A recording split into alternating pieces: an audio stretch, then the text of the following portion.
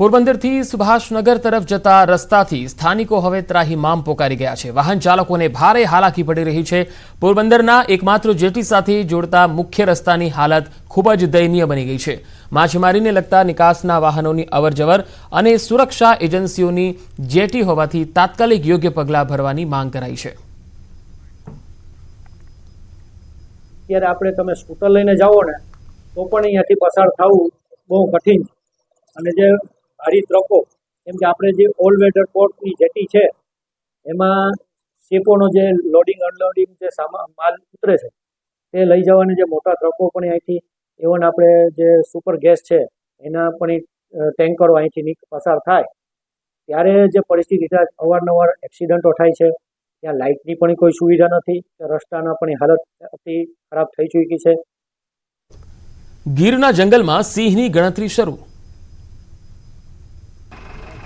એશિયાઈ સિંહની 16મી વસ્તી ગણતરી અંદાજનો વનમંત્રીના હસ્તે શાસન ખાતે ફ્લેગ ઓફ આપી પ્રારંભ કરવામાં આવ્યો છે।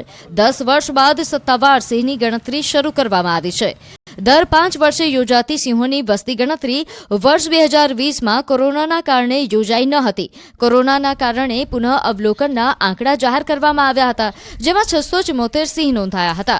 આ વખતે સૌરાષ્ટ્રના 11 જિલ્લાના 58 તાલુકાના 35,000 ચોરસ કિલોમીટર વિસ્તારમાં સિંહોની ગણતરી શરૂ કરવામાં આવી છે। આ ગણતરી 2 તબક્કે હાથ ધરવામાં આવશે। આ ગણતરીમાં વન વિભાગના ગાર્ડ, ફોરેસ્ટ, આરએફઓ, સ્વયંસેવકો અને એનજીઓ સહિતના કુલ 3,000 લોકો જોડાયા છે।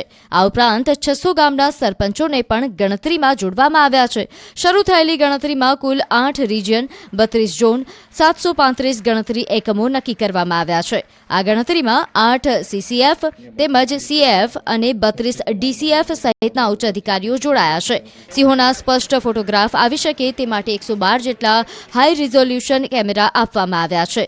સિંહોની વસ્તી ગણતરી જૂનાગઢ, ગીર સોમનાથ, ભાવનગર, રાજકોટ, મોરબી તેમજ સુરેન્દ્રનગર, દેવભૂમિ દ્વારકા, જામનગર, અમરેલી, પોરબંદર અને બોટાદ એમ કુલ 11 જગ્યામાં ચાલુ છે। ત્યારે નોંધનીય છે કે 1936ની પહેલી સિંહ ગણતરીમાં 287 સિંહ હતા।